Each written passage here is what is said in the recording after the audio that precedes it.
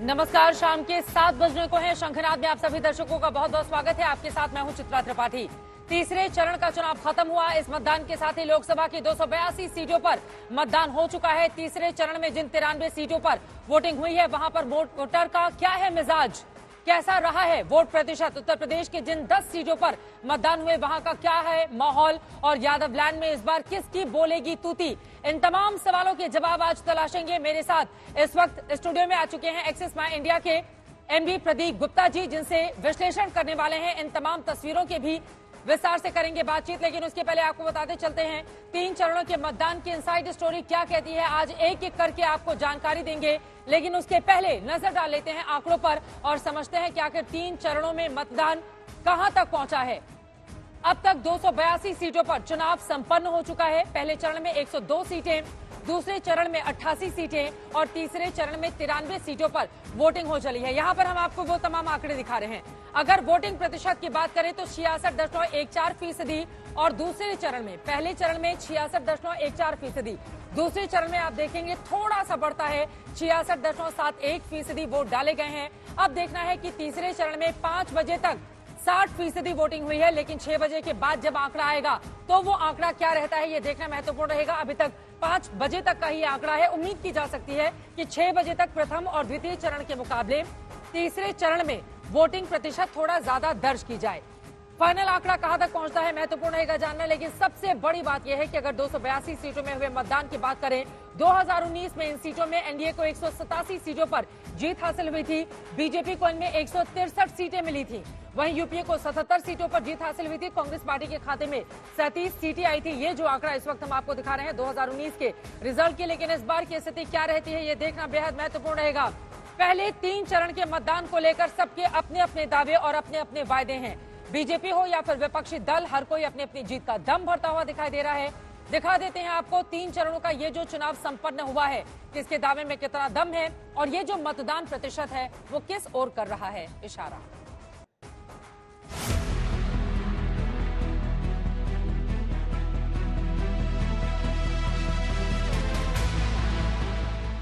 तीसरे चरण का रण समाप्त हुआ।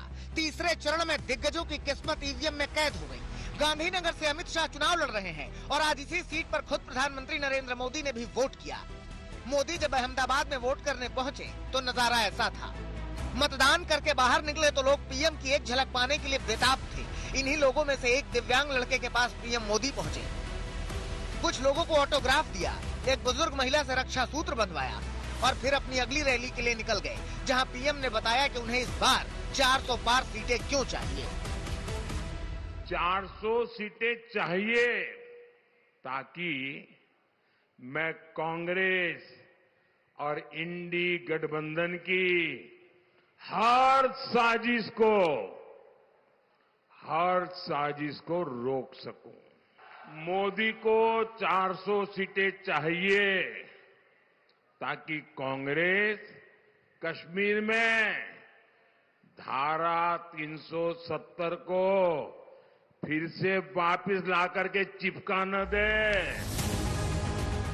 400 पार का नारा देने वाले प्रधानमंत्री विपक्ष के खिलाफ हर उस मुद्दे को उठा रहे थे जिससे उनकी वोट की फसल लहलहा उठे। मोदी को 400 सीटें चाहिए ताकि कांग्रेस देश की खाली जमीन, खाली द्वीप, आइलैंड्स दूसरे देशों को गिफ्ट न कर दे, सौंप न दे। खरगोन में तो पीएम ने सीधे सीधे कह दिया कि अब की बार विपक्ष अस्त है, पस्त है। सोचिए कांग्रेस किस स्तर पर उतर आई है। हताशा, निराशा ने कांग्रेस को कहां ले जाकर के पटका है। कांग्रेस पार्टी और मैंने हमेशा सभी की तरक्की और वंचितों को न्याय दिलाने के साथ देश को मजबूत करने के लिए संघर्ष किया। हमारा न्याय पात्र और हमारी गारंटी का मकसद भी देश को एकजुट रखना और गरीबों, युवाओं, महिलाओं, किसानों, श्रमिकों और वंचित समुदाय को ताकत देना है। पीएम कह रहे हैं कि अब की बार 400 पार, मगर लालू प्रसाद यादव कह रहे हैं कि बीजेपी तो इस बार 100 पार भी नहीं जाएगी। 400 पार का बात मतलब ये साइकोलॉजिकल एक असर देने के लिए लोगों के दिमाग में कि अरे यही जीतेगा। कहाँ से जीतेगा ये? 200 भी पार नहीं हो रहे हैं। अकेले लालू ही नहीं, अखिलेश भी कह रहे हैं कि बीजेपी का खेल खत्म समझो। पहले दूसरे चरण में जिस तरीके से भारतीय जनता पार्टी के खिलाफ मतदान हुआ है और पहले दूसरे चरण में ही खासकर किसान ने, गरीब ने और नौजवान ने भारतीय जनता पार्टी के खिलाफ मतदान करके सरकार को पलटने की शुरुआत कर दी है। तीसरे चरण में भारतीय जनता पार्टी की हार होगी, सफाया होगा और इसलिए होगा क्योंकि कन्नौज जैसे शहर से प्रधानमंत्री जी किराना करने लगे हैं। अमित शाह के अलावा भी कई दिग्गज मैदान में हैं। ज्योतिरादित्य सिंधिया, शिवराज सिंह चौहान की किस्मत भी ईवीएम में कैद हो गई। दोनों नेताओं ने भरोसा जताया कि उनकी जीत तय है और मोदी तीसरी बार प्रधानमंत्री बनने जा रहे हैं। विकसित भारत का निर्माण, नरेंद्र मोदी जी फिर से प्रधानमंत्री बने, उनके प्रति असीम श्रद्धा और अगाध निष्ठा है और इसलिए लोग तीसरी बार मोदी जी को प्रधानमंत्री के पद पर आसीन करना चाहते हैं और उनमें विश्वास से संपूर्ण वो विकास भी करेंगे, जन कल्याण भी करेंगे और देश को बहुत आगे ले जाएंगे। जनता का विश्वास। मेरी जीवन क्षेत्र में एक जनसेवक की है। एक कुर्सी या सीट पकड़ने की प्रक्रिया या लक्ष्य नहीं है। बात अगर उत्तर प्रदेश की हो तो मैनपुरी और फिरोजाबाद जैसी सीटों पर भी आज मतदान हुआ। मैनपुरी से डिंपल यादव चुनावी रण में हैं और उन्हें पूरा भरोसा है कि इस बार वो जीतेंगी और विपक्ष सरकार बनाएगा। लगातार जिस तरह खाली पूंजीपतियों की इस देश में सेवा की जा रही है और मैं समझती हूँ कहीं ना कहीं नीति के तहत और नियत के तहत भारतीय जनता पार्टी में बहुत भारी कमी और भारी खोट है। फिरोजाबाद में भी समाजवादी पार्टी के प्रत्याशी और बीजेपी के प्रत्याशी दोनों अपनी अपनी जीत का दावा कर रहे हैं। हमारा संगठन जो है इतना स्ट्रॉन्ग है, हर बूथ पर वो हावी है और उसका जो है काम है पार्टी का वो सही है और वो जो है हमेशा हर बूथ पर यही कोशिश करता है कि हमारा कैंडिडेट जीते। इस बार इंडिया गठबंधन सरकार बनाने वाला है, परिवर्तन का चुनाव है और इस बार आने वाली सरकार इंडिया गठबंधन की बनने वाली है। समर जोरदार है। तीसरे चरण के बाद कुल 282 सीटों पर मतदान हो चुका है। मतलब ये कि जितनी सीटें बहुमत के लिए चाहिए उन पर जनता ने अपना फैसला सुना दिया है। अब ये फैसला क्या है ये 4 जून को मालूम चलेगा। आज तक ब्यूरो। 3 चरणों का मतदान संपन्न हो चला है और इसी के साथ सवाल पूछे जा रहे हैं कि ये जो कम मत प्रतिशत है ये किसको करेगा फायदा, किसको पहुंचाएगा बड़ा नुकसान।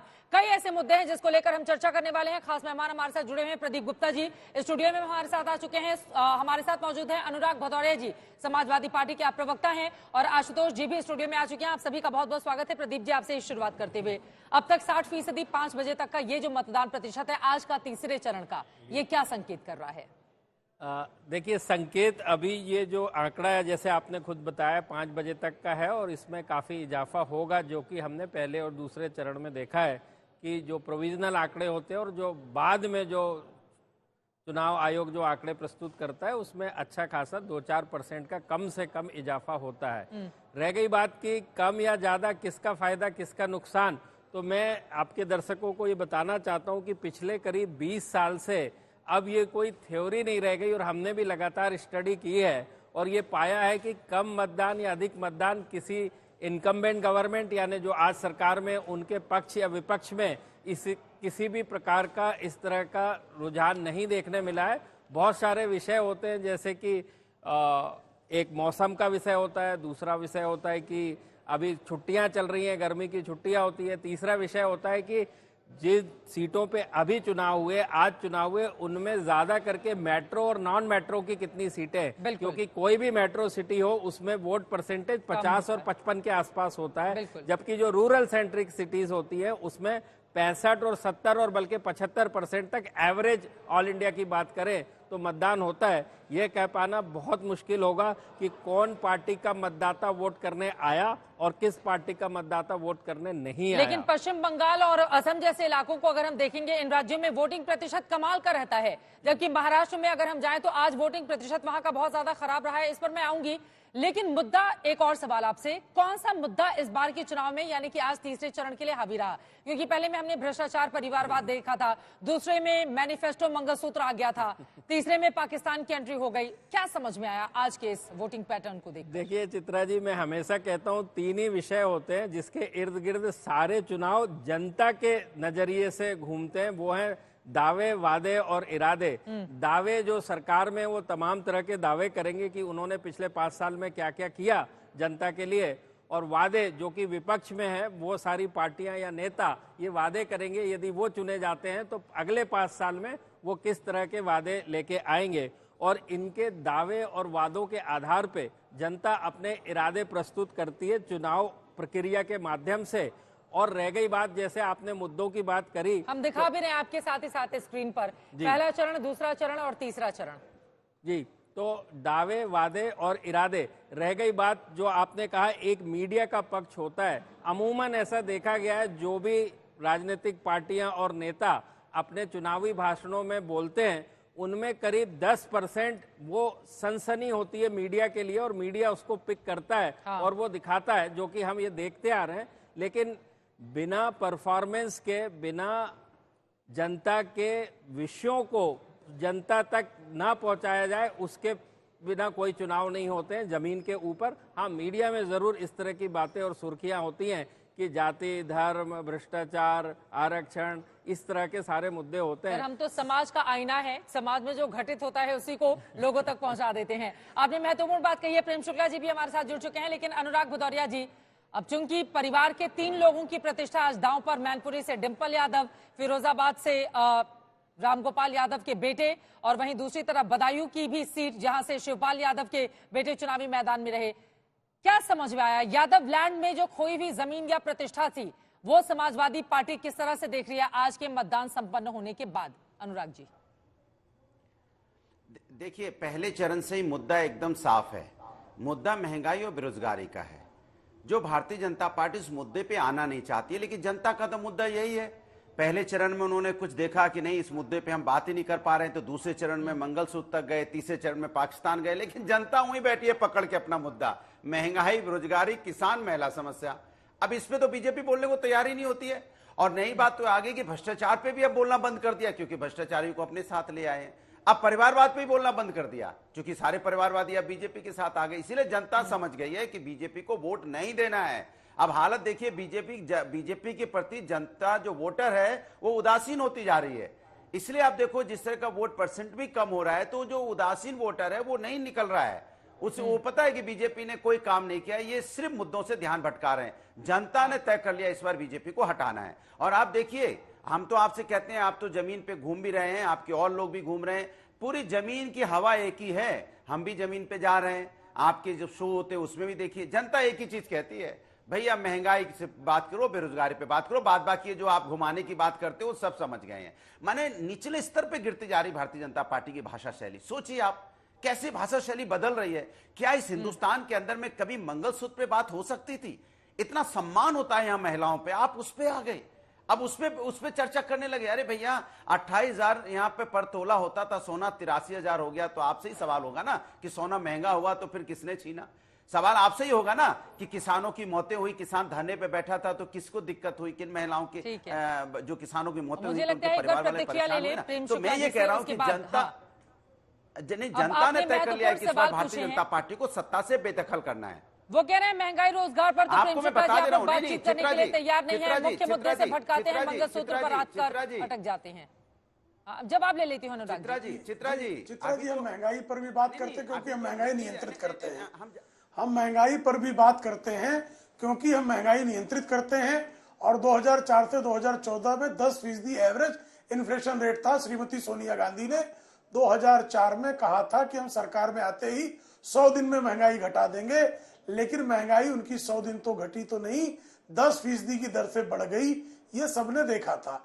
बेरोजगारी की जो बात करते हैं, बेरोजगारी सबसे कम स्तर पर हमने जो है लाकर रखा, और ये PRFI के जो है जो पीरियडिक लेबर फोर्स के जो डाटा हैं वो साफ तौर पर बता रहे हैं कि हमने जो है बेरोजगारी दूर की है। EPFO का आंकड़ा, RBI का सर्वे, NSSO का सर्वे, जो अधिकृत सर्वे ये सब बता रहे हैं कि जब हम जो है कुछ सैकड़ा कंपनियों से, स्टार्टअप से 1.25 लाख स्टार्टअप्स ले जाएंगे, जब हम मोबाइल मैन्युफैक्चरिंग में नंबर 2 हो जाएंगे, जब हम ऑटोमोबाइल मैन्युफैक्चरिंग में नंबर 2 हो जाएंगे, जब हम रियल इस्टेट में जो है 4 करोड़ लोगों को रोजगार देंगे, 3 करोड़ लोगों को जो है डिजिटल रोजगार देंगे, 7 करोड़ लोगों का EPFO आंकड़ा आएगा, तो स्वाभाविक तौर पर हमने रोजगार भी प्रदान किया है। लेकिन जिन लोगों ने इस देश की बहुसंख्यक आबादी का धन संपत्ति छीनकर अल्पसंख्यकों को, अल्पसंख्यक यानी उनकी निगाह में मुसलमान, उनको देना चाहा तो हम निर्वाचन के समय जो है ये मुद्दा क्यों नहीं, हमारे अनुसूचित जाति जनजाति के भाइयों का जो है वंचितों का अधिकार छीनकर जो मुस्लिम तुष्टीकरण की राजनीति के तहत जस्टिस रंगनाथ मिश्रा आयोग की रिपोर्ट इसी बात की गवाही देता है, इनका जो है कैबिनेट नोट इसी बात की गवाही देता है, 2009 का घोषणा पत्र इसी बात की गवाही देता है, और राहुल गांधी का बारंबार बयान इस बात की गवाही देता है। आज लालू जी जो है उनकी जो बात जो है लबों पे आ गई तो साफ तौर पर दिखाई दिया, बाद में जब उनकी समझ में आया कि पिछड़ी जातियों में इसकी प्रतिक्रिया हो सकती तो वापस ले लिया। तो अगर ये लोग बारंबार, और ये समाजवादी पार्टी क्या बात करेगी भाई, श्रीमान मुलायम सिंह यादव के कार्यकाल में इन्होंने अनुसूचित जाति जनजाति का जो पदोन्नति में आरक्षण का जो प्रावधान था उसको खत्म कर दिया था इन्होंने, और इनके कार्यकाल में जिस तरह से अनुसूचित जाति जनजाति के लोगों का उत्पीड़न हुआ, रिकॉर्ड उत्पीड़न हुआ था, और जो है SC ST एट्रॉसिटी के अधिकांश मामले जो है समाजवादी पार्टी के पदाधिकारियों कार्यकर्ताओं के विरुद्ध दर्ज कराए गए थे। ये सत्य नहीं है क्या? ठीक है, ये बड़ा सवाल आपकी ओर से उठाया जा रहा है। दो सेकंड में बोल लीजिए, बोले 2 सेकंड। 2 सेकंड हो गया, 2 सेकंड सर। देखिए भारतीय जनता पार्टी की देखिए प्रवक्ता की विडंबना देखिए, कह रहे हैं कि देखिए इन्फ्लेशन रेट 10% था, 10 से, अरे भैया जब बाजार में घर की महिला या कोई व्यक्ति खरीदने जाता है ना तो दूध 35 रुपए की जगह 70 रुपए लीटर मिलता है, तो वो डाटा नहीं दिखाता है कि कितना महंगा था। जब वो दाल खरीदने जाता है ना, 60 रुपए की दाल आजकल 200 रुपए की मिलती है, तो डाटा नहीं दिखाता है। वो आटा खरीदने जाता है तो डाटा नहीं दिखाता, 2004 का भाव निकलता है। डीजल पेट्रोल 150 रुपए का शरद पवार के कार्यकाल में था, पार कर गया। अनुराग जी आप शायद बाजार जाते नहीं है, प्रदीप जी भी कुछ कहना चाह रहे हैं। ठीक है, अब तू मैं नहीं पढ़ते हैं, जरा जानते हैं कि रुझान और अभी तक का मिजाज क्या रहा है। विपक्ष लगातार जो देर से कुछ आंकड़े जारी किए जा रहे हैं वोटिंग प्रतिशत को लेकर, उसको मुद्दा बनाकर आयोग की भूमिका पर सवाल खड़ा कर रहा है। मल्लिकार्जुन खड़गे कांग्रेस के अध्यक्ष ने चुनाव आयोग को बाकायदा चिट्ठी भी लिखी है। वहीं लगातार इस मुद्दे पर बयानबाजी की सियासत भी जारी है। एक बार नेताओं को सुनते हैं, उसके बाद चर्चा में आगे बढ़ेंगे। जब ऑलरेडी आपके पास डाटा होते हुए भी आप क्यों नहीं अनाउंस करते? उसी दिन इन्होंने इतने वोट से जीता, इन्होंने, और सर्टिफिकेट भी देते हैं। ये हमारा एतराज है कि इससे गड़बड़ी कुछ न हो। ये लोगों में संशय है, संशय दूर करने के लिए वो लोग उसी दिन डाटा, शाम में पूरा डाटा देना चाहिए। ये दुनिया में सबको इसी तरह से पत्र लिखेंगे, सब पे विश्वास जिताएंगे, चाहे वो इलेक्शन कमीशन हो, चाहे वो चुनाव आयोग हो, चाहे वो RBI हो, चाहे वो CBI हो, ED हो। इनको किसी संवैधानिक संस्था में यकीन ही नहीं रह गया है। ये जमात हो गए हैं फ्रस्ट्रेटेड। तो वोटिंग प्रतिशत को लेकर आरोप प्रत्यारोप का दौर जारी है, लेकिन इन सब के बीच आपको बताते चले इस चुनाव में वोटिंग प्रतिशत को लेकर सियासत जोरदार हो रही है। पहले कम वोटिंग को एनडीए और इंडिया गठबंधन ने अपनी जीत से जोड़ा। इसके बाद चुनाव आयोग का डेटा आया, जिसके बाद सियासत कहीं ज्यादा गर्मा गई है। आपको दिखा देते हैं वो आंकड़े जिससे आपको समझ में आएगा अगर इस पर राजनीति इतनी तेजी से आगे बढ़ रही है तो उसके पीछे की दरअसल असल वजह क्या है। पहले चरण में जहां शाम 7 बजे तक चुनाव आयोग के डेटा में 60% का आंकड़ा निकलकर सामने आया था, ये हम आपके सामने आंकड़ा रख रहे हैं। वहीं 11 दिन के बाद जब फाइनल आंकड़ा जारी किया जाता है और ये करीब 6% ज्यादा हो जाता है। वहीं दूसरे चरण में भी कुछ ऐसा ही देखने को मिला। 4 दिन के बाद फाइनल आंकड़ा सामने आया और वोट प्रतिशत में करीब 6% की बढ़ोतरी यहां पर हो जाती है। इतना ही नहीं, पहले चरण की तुलना में 2019 से करें तो करीब 3% कम वोट पड़े हैं। 2019 से तुलना में 2024 को 3 चरणों के अगर इस आंकड़े को हम देखेंगे जो इस वक्त हम आपके सामने रख रहे हैं, दूसरे चरण में 4% वोटिंग कम हुई है। हालांकि आज तीसरे चरण में जनता के बीच उत्साह जरूर देखने को मिला। 5 बजे तक का आंकड़ा जो अब तक सामने आया है वो 60% के आसपास है। उम्मीद यही कि जब फाइनल आंकड़ा आएगा तो पहले और दूसरे चरण के मुकाबले ये आंकड़ा थोड़ा और ज्यादा बढ़ा हुआ दिखाई दे, इस तरह की उम्मीद की जा सकती है। और इसी को लेकर लगातार सियासत गरमाई हुई है। पक्ष विपक्षी अपने अलग अलग आरोप हैं, लेकिन किसके दावे में कितना दम है ये देखना महत्वपूर्ण होगा। फिलहाल ये आंकड़ा आपके सामने हम रख रहे हैं। पहले 3 चरण का मतदान संपन्न हो चला है और वोटिंग प्रतिशत को लेकर देरी क्यों की जा रही है, आशुतोष जी, सवाल का जवाब मैं आपसे जानना चाहूंगी। अब सवाल तो वाजिब है, जब देरी की जाएगी तो चुनाव आयोग को ये बताना पड़ेगा कि 11 दिन और 4 दिन की देरी क्यों की जा रही है फाइनल आंकड़ा सामने रखने में देश के। अभी तक का जो अनुभव है उसके हिसाब से जो शाम तक आंकड़े आते थे टीवी चैनल्स पे, रात को 10 बजे के बाद या अगले दिन सुबह 10 बजे तक वो फाइनल डेटा देते थे, जिसमें 2 से 3% तक का फर्क पड़ता था। कभी कभी 1-8% और बढ़ जाता था। लेकिन ये 11 दिन के बाद अगर आप डेटा दे रहे हैं और 6% का जंप दिखा रहे हैं, तो ये समझ के परे की बात है।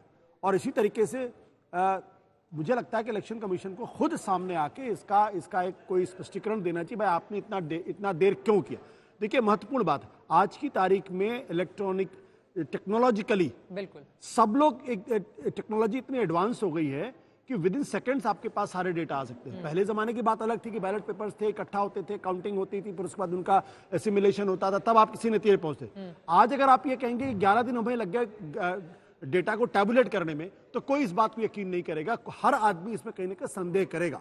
मैं बार बार इस बात को कहता हूं कि इलेक्शन कमीशन को इन सारे मुद्दों को ईगो पे नहीं लेना चाहिए, क्योंकि ये सवाल भारत के लोकतंत्र में आस्था का है। और अगर विपक्ष इस पर सवाल करेगा, सत्ता पक्ष अगर इसका जवाब देगा, तो वो उसके लिए अधिकारी नहीं है, अधिकारी है इलेक्शन कमीशन। और इसलिए इलेक्शन कमीशन को स्पष्टता साफ करना चाहिए कि भाई 11 दिन आपने क्यों टैबुलेट करके लोगों के सामने डेटा दिया, कारण क्या था, उसका स्पष्टीकरण देना चाहिए। प्रदीप जी, वजह क्या है ये तो सामने रखना ही होगा कि 11 दिन 4 दिन की देरी क्यों हुई।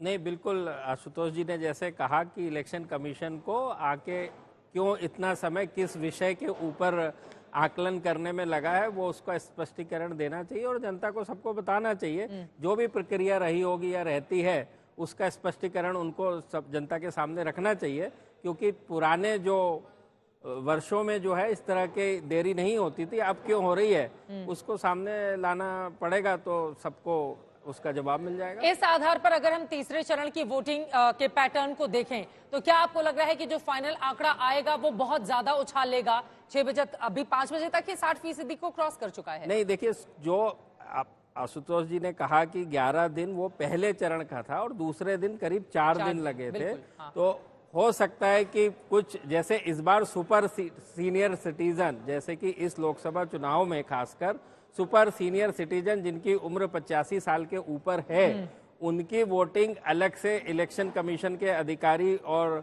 प्रतिनिधि ने जाके उनकी वोटिंग करी है। और दूसरे पोस्टल बैलेट होते हैं, तीसरे ये तभी दूर दराज के क्षेत्रों से थोड़ा समय लगता है वोटिंग मशीन के आने में और तमाम तरह के आंकड़े आने में, तो वो करेंगे, उसको बताएंगे। और मुझे ऐसा लगता है कि तीसरे चरण के चुनाव जो आज हुए उसमें मुझे नहीं लगता कि 4 दिन या 3 दिन की देरी होगी। नहीं, क्या ये शक की वजह भी बनता है जो विपक्षी दलों की ओर से पूछा जा रहा है? 2 लाइन में जल्दी से। नहीं, शक की वजह नेचुरली है, जब ज्यादा समय लगेगा तो सवाल पूछा जाएगा।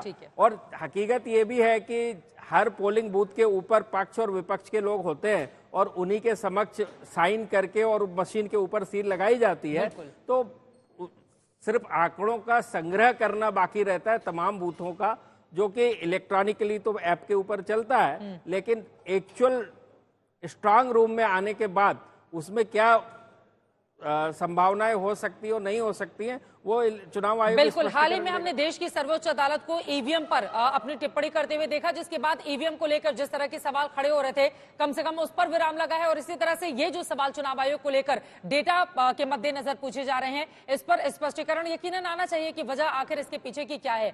लेकिन मतदान जैसे जैसे आगे बढ़ रहा है, मुद्दे भी लगातार बदलते हुए चले जा रहे हैं। तीसरे चरण से ठीक पहले मुस्लिम आरक्षण का मुद्दा गर्मा गया। आज लालू प्रसाद यादव ने एक बार फिर से मुस्लिम आरक्षण का जिक्र किया, तो वहीं प्रधानमंत्री नरेंद्र मोदी पलटवार करने से नहीं चूके। आरक्षण के पक्षधर है ना, वो तो संविधान को खत्म करना चाहते हैं, लोकतंत्र को खत्म करना चाहते हैं। ये इस बात को जनता के जहन में शायद बात आ गई है तो इस तरह का बात बदल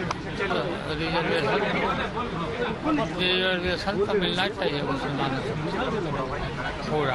उन्होंने कहा, ऐसे हाथ पछाड़ के बोल रहे हैं, मुसलमानों को आरक्षण मिलना चाहिए और सिर्फ आरक्षण नहीं मिलना चाहिए, वो कहते हैं कि पूरा का पूरा आरक्षण मुसलमानों को मिलना चाहिए। इसका मतलब क्या हुआ? इसका मतलब क्या हुआ? यानी एससी, एसटी, ओबीसी समाज को जितना आरक्षण मिला है वो छीनकर ये लोग पूरा का पूरा आरक्षण मुसलमानों को देना चाहते हैं। आरक्षण वाला मामला है, क्या ये बड़ी चुनौती बनने वाला है? सीधे अनुराग जी आपके पास आते हुए, अब लालू प्रसाद यादव की ओर से जब मुसलमानों के आरक्षण की हिमायती वाली बात कही जाएगी तो उस पर पलटवार करने का मौका मिल गया भारतीय जनता पार्टी को। वो इंडिया गठबंधन के बड़े चेहरे हैं लालू प्रसाद यादव, और बीच चुनाव में इस तरह का मुद्दा लाने की क्या जरूरत है अनुराग जी? उनको तो मिल गया बैठे बैठाए मुद्दा। देखिए आप लालू जी के दूसरा भी सुना दीजिए। लालू जी ने क्या बोला है? भारतीय जनता पार्टी की आदत हो गई है तोड़ना मरोड़ना, क्योंकि उनके पास अब कोई मुद्दा नहीं बचा है, तो देखते रहते किसी की जीभ से थोड़ा सा कुछ निकल जाए बस उसको बोल दिया पकड़ो पकड़ो दूसरा क्या है आप उड़ाओ। अरे भाई दूसरा वाला भी बोल दीजिए, आप बोल दीजिए सर। सुनो मेरी बात सुने। नहीं मेरी बात सुने। नहीं आप ही चलाइए ना, आप मीडिया में। मेरी बात सुने, मैं अपनी बात कह लूं, मेरा फिर आप हमें टोक के मेरी बात ही इधर उधर कर देंगे। भारतीय जनता पार्टी की आदत पता क्या हो गई है?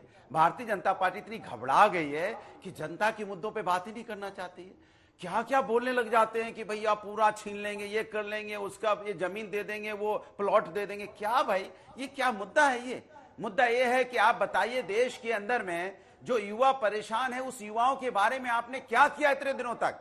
किसान को आपने इनकम दोगुनी करने की बात की थी, किसानों के लिए क्या किया? किसान के रास्ते में कील काटी तो बिछाए? क्या किसान के एमएसपी की गारंटी दी आपने? किसान 1 साल तक धरने पे बैठा रहा। काला कानून आपने पास किया था, किसान ने वापस करवाया, विपक्ष लड़ा, आपने वापस किया, लेकिन क्या आपने एमएसपी की गारंटी दी? नहीं दी। आप तो वोट वहां भी मांग आए थे, बेंगलोर में रमन्ना का वोट मांगा था ना आपने। तो हम अगर इस पे सवाल उठाएं कि आप क्यों ऐसे लोगों के वोट मांगते हैं जिन पे आरोप हैं, महिलाओं के प्रति जो आरोप होते हैं, क्यों ऐसे लोगों के लिए वोट मांगा जाता है? भारतीय जनता पार्टी कमाल है, मुद्दों से ध्यान भटकाने के लिए क्या क्या बोलना शुरू कर देते हैं। अरे महिला मुद्दा से बड़ा कोई मुद्दा हो सकता है क्या? जो महिलाओं के नहीं जो महिलाओं पे जिन पे आरोप लगा हो, चाहे पहलवान महिला हो, उनको आप टिकट दे रहे हो। किसने रोका? आप क्या किसने माने? आप क्यों भाई, ऐसा क्या जरूरी है? इसके मतलब आपके मुद्दे खत्म हो चुके हैं, आप जनता के मुद्दों पे चुनाव नहीं लड़ना चाहते। कभी पाकिस्तान का मुद्दा ले आते हो, पाकिस्तान के मुद्दे से पेट नहीं भरता है, तो समाज के अंदर में किस तरह से हम समाज में अपने हिंदुस्तानी के अंदर में हिंदुस्तानियों को कैसे बांट के हम राजनीति कर ले? लेकिन हिंदुस्तान एक है, हिंदू मुस्लिम सिख ईसाई वो एक ही मांग कर रहा है। भैया महंगाई बेरोजगारी पे बात कर लो, हम सब एक है। आपके कहने से हम कोई अलग होने वाले नहीं है, हम सब हिंदुस्तानी है, इसी हिंदुस्तान में जन्मे, इसी हिंदुस्तान में रहेंगे, इसी हिंदुस्तान को आगे लेके जाएंगे, इसी लेकिन आप बताइए आप मेरे लिए क्या कर रहे हैं? मेरे पास उनके बहुत सारे बयान है, लेकिन किस बयान की आप बात कर रहे थे? मुझे लगता है कि स्पष्टीकरण हो जाए उसके बाद मैं जा रही हूँ प्रेम शुक्ला जी के पास। आपने कहा दूसरा वाला बयान भी दिखा दीजिए, मेरे पास बहुत सारे बयान है, किस बयान की बात कर रहे थे? आप बताइए ना। मैं आपने सवाल पूछा मुझसे, मैं तो बयान भी नहीं सुना उन्होंने क्या बयान बोला, लेकिन मैं इतना जानता हूं लालू जी बहुत सम्मानित नेता है। जो भी बोलेंगे, जो भी उन्होंने बोला होगा, क्योंकि मैं लगातार चुनाव में बिजी हूं, आपने बोला कि उन्होंने कुछ बोला है, तो आप ही बता दीजिए कि उन्होंने ऐसा क्या बोला। बाइट सुना दीजिए उनकी, हम भी सुन लेते हैं बाइट उन्होंने क्या बोला है, उनकी बाइट सुनवा दीजिए। आपने सुना ही नहीं है, लेकिन उसके बावजूद आप कह रहे हैं कि ऐसा लालू प्रसाद यादव जी ने बोला। चले ठीक है, मैं उसको विस्तार दे देती हूँ। उनके बहुत अलग अलग बयान सामने आए हैं। अनुराग जी अब मेरी बात हो जाने दीजिए। उनके अलग अलग बयान सामने आए हैं और उसी को आगे बढ़ाते हुए प्रेम शुक्ला जी, लालू प्रसाद यादव ने पहले बयान तो दे दिया, लेकिन बाद में आरक्षण पर सफाई देते हुए उन्होंने कहा कि धार्मिक आधार पर आरक्षण का मैं पक्षधर नहीं हूं, लेकिन आप लोगों ने पहले मुसलमानों वाला पकड़ लिया है एकदम।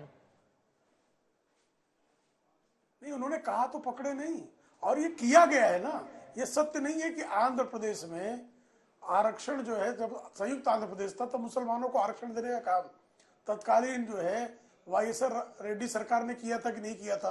वो श्रीमती सोनिया गांधी की सहमति से किया था कि नहीं किया था? जस्टिस रंगनाथ मिश्रा कमीशन का गठन किसने किया था? डॉक्टर मनमोहन सिंह ने। उसकी सिफारिशें क्या थी कि 15% आरक्षण मुसलमानों को देना चाहिए और ओबीसी के आरक्षण में 6% घटाकर मुसलमानों को देना चाहिए, सत्य है कि नहीं है?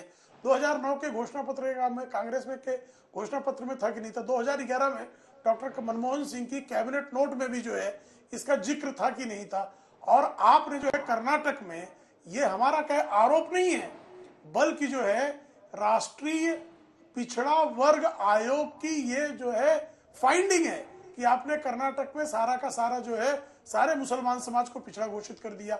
और भाई आरक्षण पर जो है समाजवादी पार्टी के श्रीमान मुलायम सिंह यादव ने अपने कार्यकाल में उन्होंने पदोन्नति में अनुसूचित जाति जनजाति का आरक्षण समाप्त कर दिया था। ये तो सबके सामने है ना। तो अनुसूचित जाति जनजाति के जो लोग कन्वर्ट हो जाएंगे उनको भी तब भी आरक्षण का लाभ मिलता रहे। जस्टिस रघुनाथ मिश्रा आयोग की सिफारिश थी कि नहीं थी?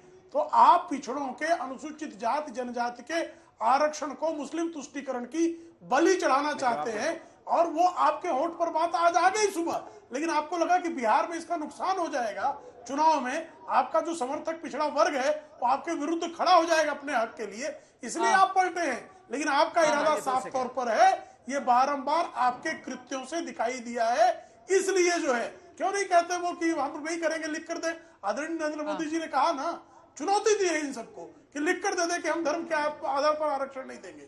लिख कर क्यों नहीं देते हैं? क्यों भाग जाते हैं ये?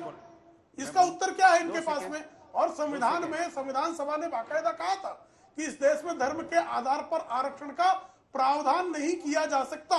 तो डॉक्टर बाबा साहब आम्बेडकर की जो संविधान की आत्मा थी उसको कुचलने के लिए अगर कोई कृत संकल्प है तो इंडिया एक बड़ी खबर आ रही है, उसके बाद मैं फौरन आपका रुख करूंगी। एक आ रही हूं अनुराग जी, एक बड़ी खबर आ रही है शाम 7 बजे तक का अब तक का जो आंकड़ा जारी किया गया है सरकार की ओर। आपको बता दें चुनाव आयोग की ओर से, जिसको लेकर बड़े सारे सवाल पूछे जा रहे हैं। यहाँ पर 60.92% वोटिंग का आंकड़ा जारी किया गया है। 5 बजे तक का भी इसी के आसपास था, तो एक बार हम क्रॉस चेक कर सकते हैं इसको।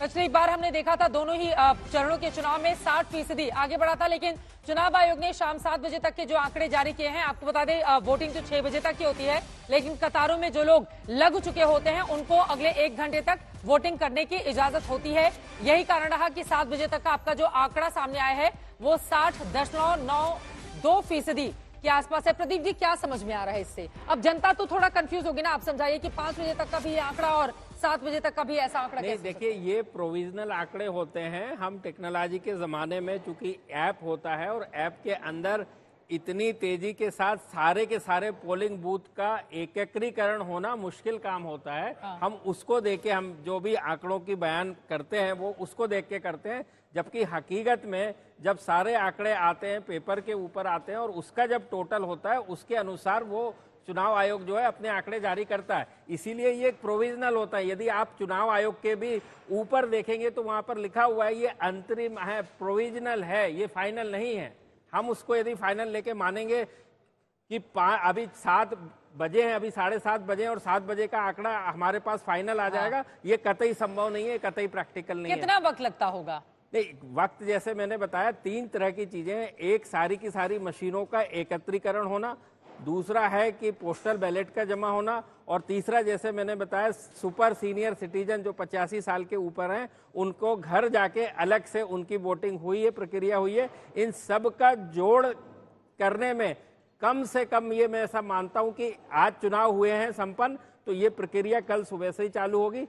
कल रात या परसों सुबह तक डिपेंड करता है कि वो वर्किंग डे होना चाहिए, उसके अनुसार ये निश्चित होता है। और किस नेचर के पोलिंग बूथ हैं, यदि पोलिंग बूथ बहुत दूर दराज के हिली एरिया में है तो आप ये मान लीजिए कि 1 दिन और ज्यादा लगेगा, जो कि पहले फेज के चुनाव में आप देखेंगे करीब करीब सारी की सारे नॉर्थ ईस्टर्न स्टेट और यूटीज के जो है उसके अंदर समावेश था। नागालैंड और मिजोरम जैसे राज्य थे, मणिपुर जैसे राज्य थे। तो जब तक सभी जगह से एकत्रीकरण नहीं हो जाएगा तब तक इस आंकड़ों को फाइनल मानना किसी भी संस्थान के लिए प्रैक्टिकल नहीं है। और ये आंकड़े किसके पक्ष में जा रहे हैं इसको लेकर भी कयास नहीं लगाए जा सकते हैं। जैसा कि शुरुआत में ही प्रदीप जी ने कहा था, ये सत्ता पक्ष के पक्ष में आंकड़े हैं या फिर विपक्ष के पक्ष में आंकड़े हैं। अभी तक का पैटर्न लोगों को कई बार कंफ्यूज भी कर देता है। ज्यादा मतदान होता है तो सरकार को फायदा भी हो जाता है, ज्यादा मतदान होता है तो सरकार बदल भी जाया करती है। इसके पहले की राजनीतिक मेहमानों के पास जाऊं, प्रदीप जी एक और सवाल है।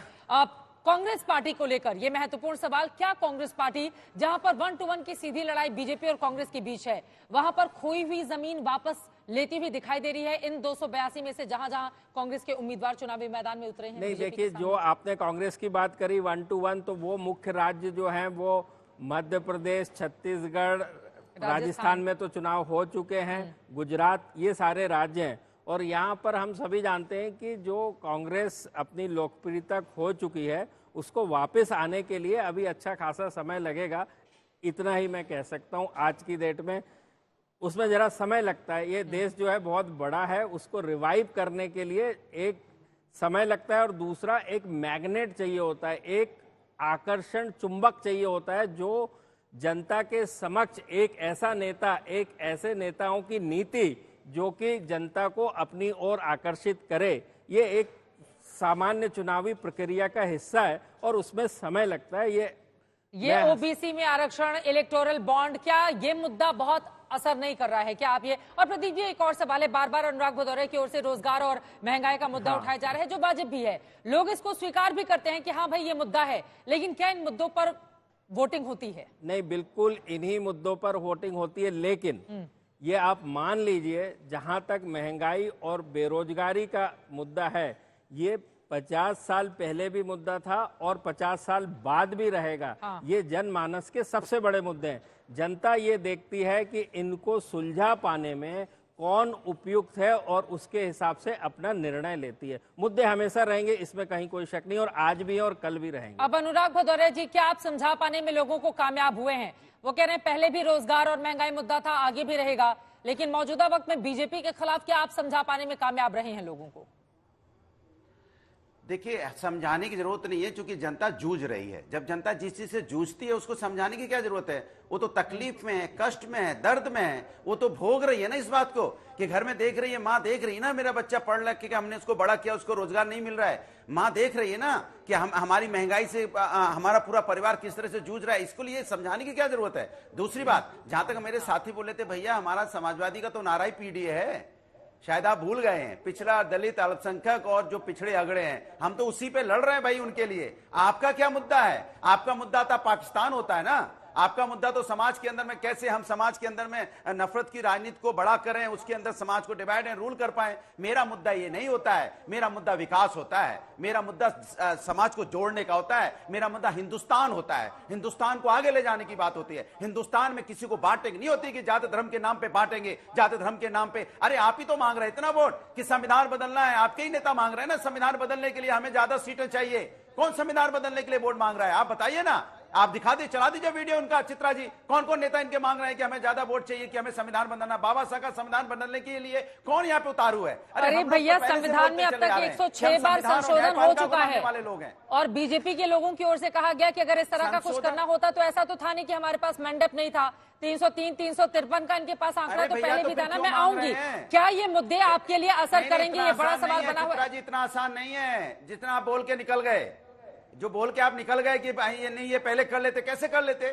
कैसे करें? स्टेट में आपको सरकार है, राज्य में भी तो चाहिए। संविधान में आप ज्यादा सीटें लाएंगे तो आप संविधान बदल देंगे। आप ये वाली सच्चाई, आप संविधान बदलने की संशोधन अलग चीज है, संविधान बदलना अलग चीज है। अच्छा ठीक है, मैं लौट रही हूँ। बड़ी खबर आ रही है इस वक्त, सीधे उसका हम रुख कर लेंगे। हरियाणा में सैनी सरकार से 3 एमएलए ने अपना समर्थन वापस ले लिया है। लोकसभा चुनाव के बीच हरियाणा सरकार से 3 निर्दलीय विधायकों ने समर्थन वापस ले लिया है। समर्थन वापस लेने वाले विधायकों में सोमवीर सांगवान, रणधीर गोलन और धर्मपाल गोंदर शामिल हैं। तीनों निर्दलीय विधायकों ने हरियाणा के पूर्व सीएम भूपेंद्र सिंह हुड्डा और राज्य कांग्रेस प्रमुख उदय भान की मौजूदगी में समर्थन वापसी का ऐलान कर दिया है कांग्रेस के लिए।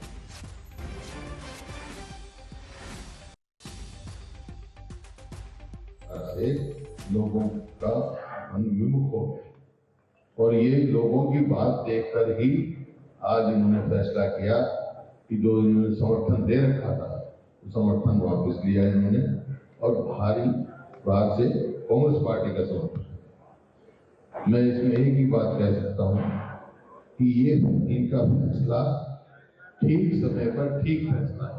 ये जानकारी आई है मेरे पास भी, कहीं विधायकों की कुछ इच्छाएं होती हैं और हर व्यक्ति आज इच्छा के साथ जुड़ा हुआ है, शायद क्योंकि कांग्रेस आजकल इच्छाएं पूरी करने में लगी हुई है